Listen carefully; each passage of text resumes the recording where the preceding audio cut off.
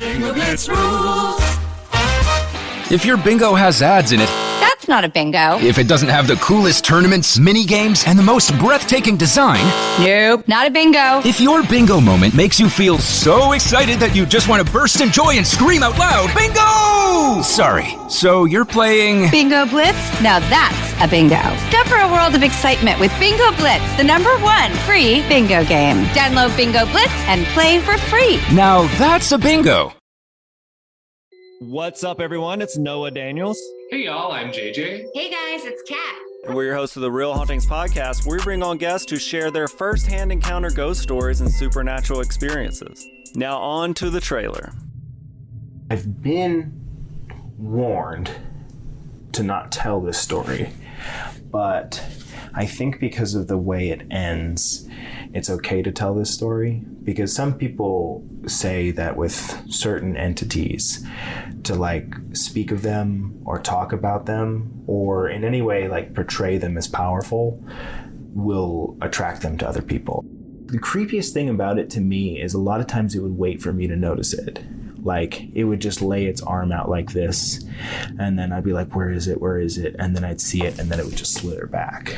For more information on the Real Hauntings, Real Ghost Stories podcast, make sure you check out real.fm to learn more about our podcast and many other amazing podcasts. With something like 5 million podcasts, finding a really good one can take a ton of time. So let me recommend one. It's called Something You Should Know. I'm the host, Mike Carruthers, and in each episode, we discuss topics that can be really helpful, like how to read people better, the psychology of crowds, or fun things like the story of Legos, or why you probably wouldn't be here if it weren't for horses. Something You Should Know is the name of it, wherever you get your podcasts. Hi! Welcome to another episode of Fisting Friday. Took you a second there. It did, because I was looking at our Instagram account and it says weekly advice, don't blame me, weekly shit talking, but am I wrong? And I was like, what's the other one called? This is Fisting Friday, where we read the results of last week's episode of But Am I Wrong? And it's gonna be a great time. I do think I should issue a correction here for the episode you heard yesterday. A crucial thing that I forgot to mention in my nomination for Wrong of the Week, that father and mother who left their baby there. The crucial information that I forgot to mention, which is so frustrating of me, is the reason why there have no charges been pressed, is that man is a cop.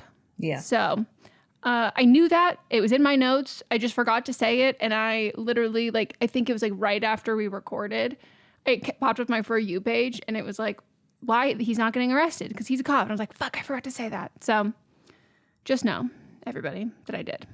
Ugh. Sorry, I'm trying to get to a comfortable position where I'm close enough to my... I love how you're wearing a button-down shirt. Yeah, but it's not even all the way button. Yep. No, it's not. Melissa has one button. I'm seeing full belly button. Full belly. That's how I like to wear them, though. I honestly opened my closet and I was like, I haven't worn this shirt in a while. I literally pulled 2 little button downs if I got cold to throw on. Mm-hmm. And we can be business professionals together. Thank you. Anyways, we are going to read the results of last week's episode and your thoughts and feelings. Sorry, I will make a new one. There's so much tapping to get all the way through this one. I'm sorry. Okay. This is Who Is Wrong for episode 106. First up is me. Megan thinks catch and release fishing is inhumane. 6% said I was wrong. 94% said I was not wrong. And I don't want to jinx it, but I'm pretty sure no one who said that I was wrong wrote it and explained why, which I would really love to know.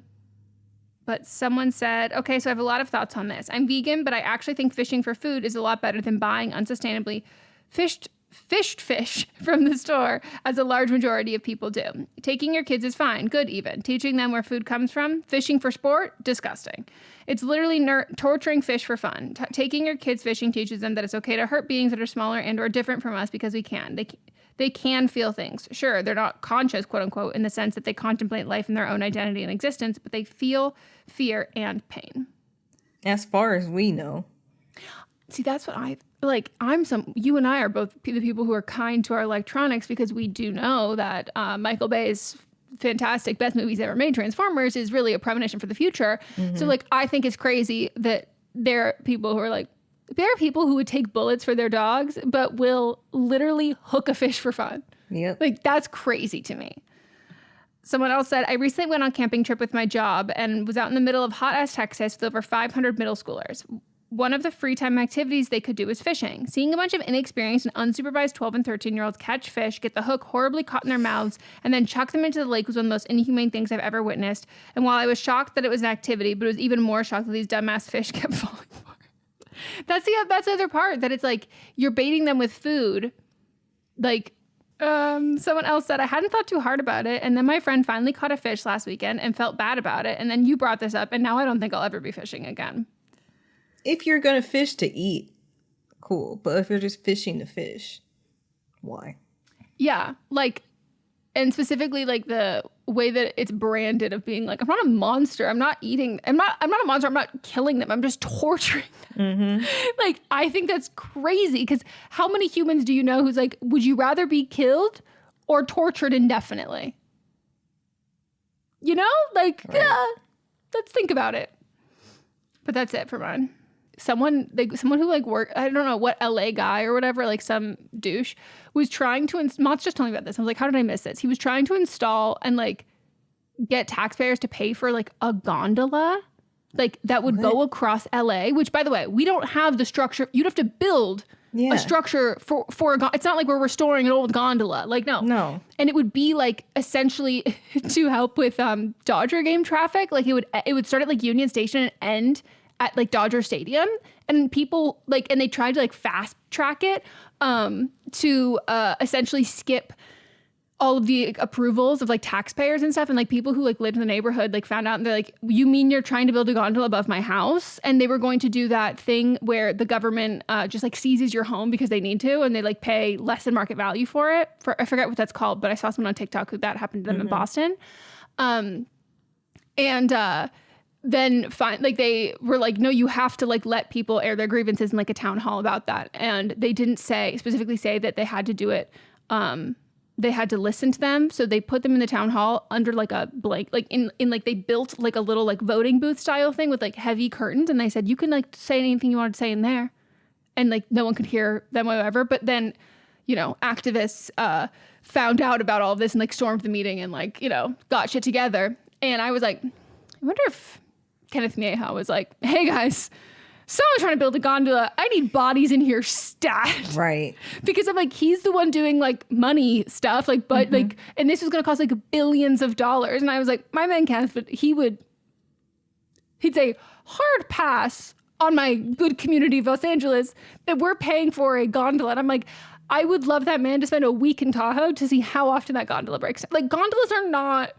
And I'm like, does this man think like in San Francisco? If you want to get a fucking gondola. But also I'm like, does this man think that like, well, you know, they solved the solution to public transportation in San Francisco. They all take the trolley to work. I'm like, do you think like a tourist essentially, that's like zip lining. Like, this is a tourist attraction. Like, you can't use this as like an everyday thing. Right. Insane. Wild. Oh, and he wanted it for the Olympics. That was the whole point. No. Yep. Did you see, speaking of the Olympics, did you see the mayor of Paris went for a little dip? Yeah. God rest his soul. Her. Oh, God rest. Sorry, I should assume it was a man because he's dumb. Yeah. God rest her soul. Yeah. Fly high. I think she made like her whole office get in. Oh, she said, if I'm dying, you bitches are coming down with me. Yeah.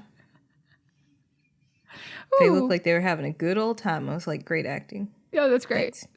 Not of drugs. But I saw the president didn't get in like he said he was going to. No, of course not. Okay, that's it for mine. All right, then I said, Melissa says, hosting is letting people into your home and they need to follow your rules. Fucking rules, to be exact. Who is wrong? 1% said I was wrong. 99% said I was not wrong. Someone said, definitely not wrong at all. Any social space has rules, and if you don't follow them, you're not welcome. For me personally, anytime I go to someone's home, I make sure I follow every preference that they have to a T because I'm not an inconsiderate asshole. Great. Love it. As a podcast network, our first priority has always been audio and the stories we're able to share with you. But at Realm, we also sell some pretty cool merch, and organizing that was made both possible and easy with Shopify. When you think about successful businesses like Aloe or Allbirds or Skims, an often overlooked secret is the business behind the business that makes selling and, for shoppers, buying simple. For millions of businesses, that business is Shopify. That's because nobody does selling better than Shopify. It's the home of the #1 checkout on the planet. And the not-so-secret secret that's definitely worth talking about is that Shop Pay boosts conversions up to 50%. That's more happy customers and way more sales going. If you're hoping to grow your business, your commerce platform better be ready to sell wherever your customers are scrolling or strolling, on the web, in your store, in their feed, and everywhere in between. Businesses that sell more sell on Shopify. Upgrade your business and get the same checkout we use with Shopify. Sign up for your $1 per month trial period at shopify.com/realm, all lowercase. Go to shopify.com/realm to upgrade your selling today.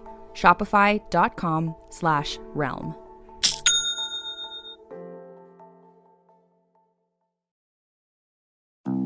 Hi, I'm Jennifer, a founder of the Go Kid Go network. At Go Kid Go, putting kids first is at the heart of every show that we produce. That's why we're so excited to introduce a brand new show to our network called The Search for the Silver Lining, a fantasy adventure series about a spirited young girl named Isla who time travels to the mythical land of Camelot. Look for The Search for the Silver Lining on Spotify, Apple, or wherever you get your podcasts. Hey everyone, join me, Megan Rinks. And me, Melissa DeMonts, for Don't Blame Me, But Am I Wrong? Each week, we deliver 4 fun-filled shows. In Don't Blame Me, we tackle our listeners' dilemmas with hilariously honest advice. Then we have But Am I Wrong, which is for the listeners that didn't take our advice. Plus, we share our hot takes on current events. Then tune in to See You Next Tuesday for our listener poll results from But Am I Wrong? And finally, wrap up your week with Fisting Friday, where we catch up and talk all things pop culture. Listen to Don't Blame Me, But Am I Wrong on Apple Podcasts, Spotify, or wherever you get your podcasts. New episodes every Monday, Tuesday, Thursday, and Friday. Someone else said, as a Canadian, if someone wore shoes into my house, they would be the rude one. Which I feel like the majority of people that I know, it's a no shoes place. I don't know. Yeah, I don't know anybody who's like that. And like, it's also just my instinct to take my shoes off. If I'm going to hang out with a friend, like there's no way I'm wearing like a shoe outfit unless I'm meeting that friend at their home and then we're going somewhere else. And then I still take my shoes off. I'm like so confused by it. Me too. Someone else said they are guests. They got to follow the rules. Everyone should have the no shoe rule. Otherwise, heathens will come in your house and put their shoes, I'm putting capitalization in my voice because they put it in their text, on your couch like monsters. Too many feelings about this. Sorry. Don't apologize, especially to me. And someone else said, wait, we had this chat in the group chat. I'm pretty sure we all agreed your house is your rules. Join our Patreon. You can be friends with everybody. You can join their group chat. They won't let us in. It's like super rude, but. Oh, I didn't even know what group chat you were talking about. There's a group chat? Yeah, there's a group chat. Wow. We're not in it. Yikes. I know, so mean. So rude. Someone else said, Sweden is one of the cultures that Megan mentions. We always take our shoes off when we enter a home. We even have shoe-free schools where you take off your shoes when you get inside and wear slippers or socks the whole day. It's literally a thing where sometimes when we aren't staying long at someone's house, people say, don't worry about taking your shoes off. I'm going to vacuum later. And we go, are you sure? It's no bother. And when I thought about this, I was like, actually, at one of the schools that I went to as a child, we did have this. And I don't remember what school it was, but I remember having these very 80s, not 80s, 90s, very 90s. Just trying to age myself. I was back in the 60s. These very 90s, like The kind where it kind of looked like, honestly, at the top, it kind of looked like a vagina. It was like fat. What are we talking about? Slippers. Okay, there you go. Yeah. Thank you. You missed that crucial piece of information. Okay. There were like fat, plush-filled slippers that you would stick your feet in. Your foot goes in the slit. Yeah. I know exactly what you mean. The little booties. Mm-hmm. Yeah. I know that. We didn't have we just like took our shoes off. Like, because then I remember like you would be getting ready to like go play outside like for recess or whatever. And like there was like the age where you flip from having Velcro shoes to tying shoes. And so like there was like this struggle of being like, do I want to be one of the cool kids who ties their shoes? But also like I'm missing out on playground time because I have to fucking put these bad bitches back on. And also I was kind of late to the tying my shoe game. And to this day, I can only do the bunny ears. And that's fine. Melanie as well. Well, we have that in common. Yep. I want to know what happened to, I haven't seen them. I've never seen them like on any of my nieces and nephews, so I don't think they exist anymore. But there was like these little, I remember I had like some Ninja Turtle ones and some other characters. But you would like, it would be like these little plastic things that you would put, they would have holes on the sides and you would put your shoe laces through the sides of them and then tie it up and then clamp it under there, and then you could just unclamp it to take your shoes off. It was like the in-between I've never seen those. They were kind of like training wheels for tying your shoes. Yeah. This is unlocking memories for me. What were Walk those down memory things? lane. No, what? Yeah, I've never heard of those. I have to Those are look them cool. up and then like post it in the nostalgia subreddit that I'm in and see what people are saying. I want some. That'd be pretty cool. I like how people go hard for the little things they put in their Crocs. Gibbets? Ugh. Gibbets? Yeah, I feel like one. people would love them. No, without a doubt. Give me a little character on there. Throw Bluey on there. Kids would freak. Paw Patrol. And then the same person also said, I'm autistic and have OCPD, and these kinds of things give me extreme anxiety and is a big reason why I don't invite people over, except certain friends and family members into my home. I have weird rules and people have to follow them. I would say don't let that stop you, because Allison Raskin has a list of things it's framed at her door when you walk in, of rules that you have to follow when you come into her home. And if they're your actual friends, then they'll respect the rules. I love when people give me rules like that. Like for me, that's great. Don't leave me guessing whatsoever. Like I love to know what the rules are. And if someone doesn't give me rules, I go, there's an unwritten set of rules here, and now it is my job to figure out what that is. Like that's a lot. I would always rather, I'm like, tell me what you want. Like I don't give a shit what I do, what you do. I want to do what works for you. But like there is no like the pleasantries or like keeping up appearances. I'm like, just tell me what works for you and I'll do it. No judgment. Exactly. It's easier that way. And someone else said, I despise people who don't use my coasters, especially after they've visited multiple times. There's enough to go around. Rules are rules, baby. I quite literally just anytime someone's over, I literally like will walk to where they have their drink, lift their drink up and put a coaster on it, and I won't even say anything. Like if you're not gonna, I'll fix it for you. Exactly.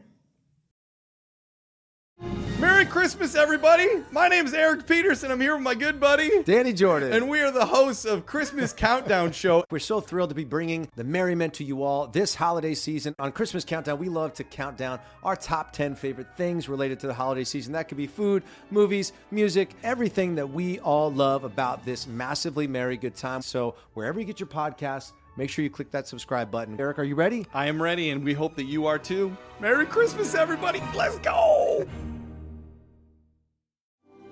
Do you love Disney? Then you are going to love our hit podcast, Disney Countdown. I'm Megan, the Magical Millennial. And I'm the Dapper Danielle. On every episode of our fun and family-friendly show, we count down our top 10 lists of all things Disney. There is nothing we don't cover. We are famous for rabbit holes, Disney-themed games, and fun facts you didn't know you needed, but you definitely need in your life. So if you're looking for a healthy dose of Disney magic, check out Disney Countdown wherever you get your podcasts. I'm Brennan Storr. I'm Paul Bestall. We're the Ghost Story Guys. And every 2 weeks, we explore first-person stories of encounters with the paranormal from all around the world. Then we have some fun reacting to those stories. We like to say our goal is to scare the hell out of you, then make you laugh. Belief in the paranormal is not required.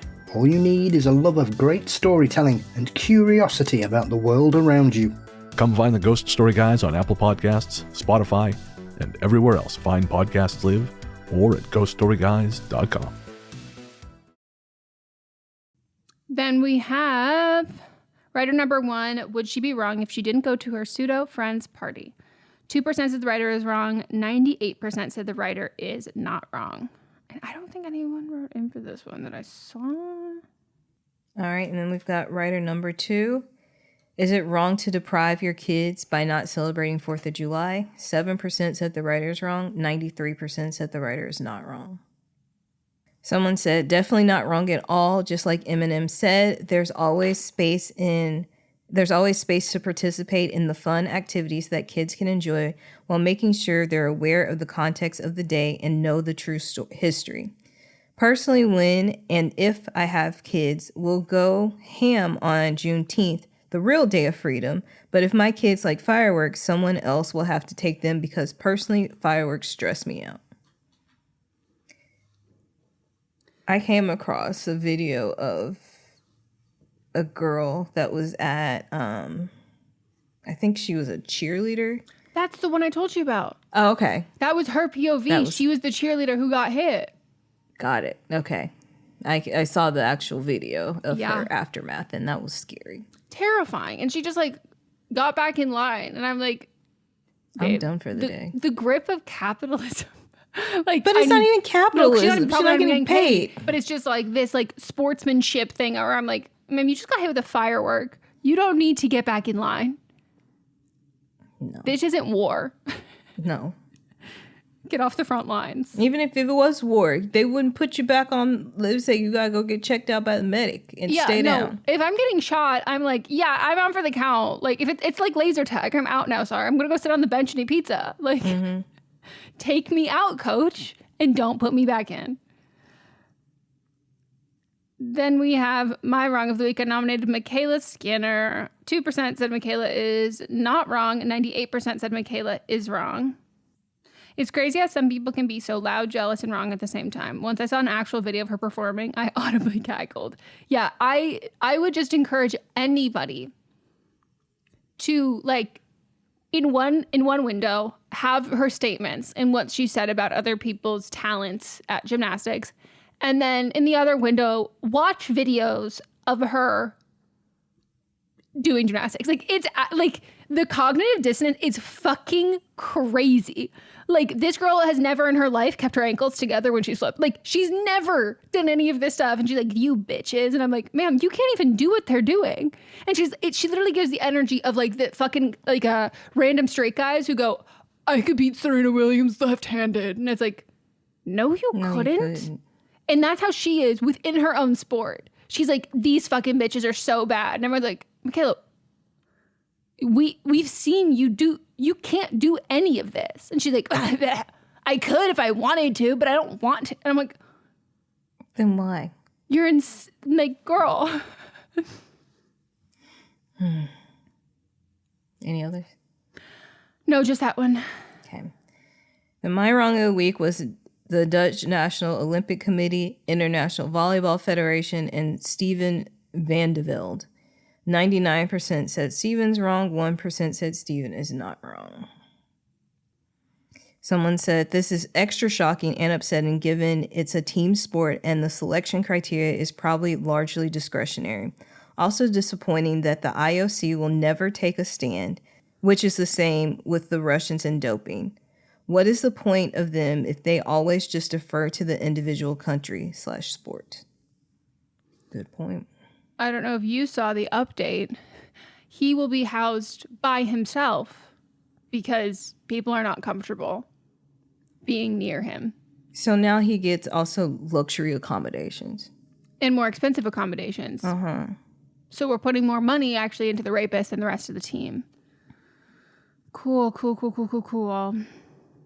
Well, that is it for the results. We hope y'all enjoyed. I hope that was safe out there. Good for you. Those simultaneously being two phrases saying, I hope that was good for you and stay safe out there is crazy. Like that's crazy. So, yeah, we will fist you later. Bye-bye. Oh, join us on Monday for Don't Blame Me, Tuesday for See You Next Tuesday, and Thursday for But Am I Wrong? And then we'll be right back here on for Friday to get right back at it by the end of the week. Okay, bye.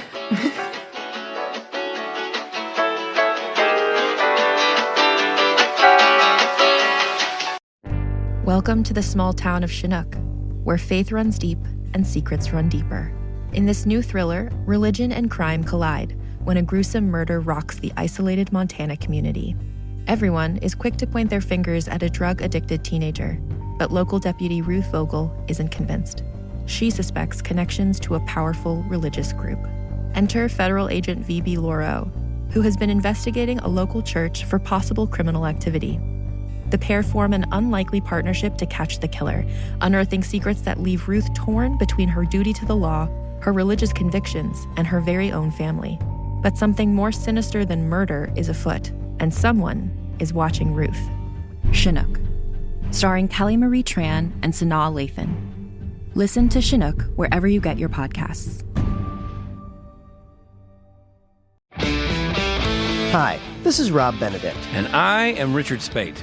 We were both on a little show you might know called Supernatural. It had a pretty good run, 15 seasons, 327 episodes. And though we have seen, of course, every episode many times, we figured, hey, now that we're wrapped, let's watch it all again. And we can't do that alone. So we're inviting the cast and crew that made the show along for the ride. We've got writers, producers, composers, directors, and we'll of course have some actors on as well, including some certain guys that played some certain pretty iconic brothers. It was kind of a little bit of a left field choice in the best way possible. The note from Kripke was, he's great, we love him, but we're looking for like a really intelligent Duchovny type. With 15 seasons to explore, it's going to be the road trip of several lifetimes. So please join us and subscribe to Supernatural then and now.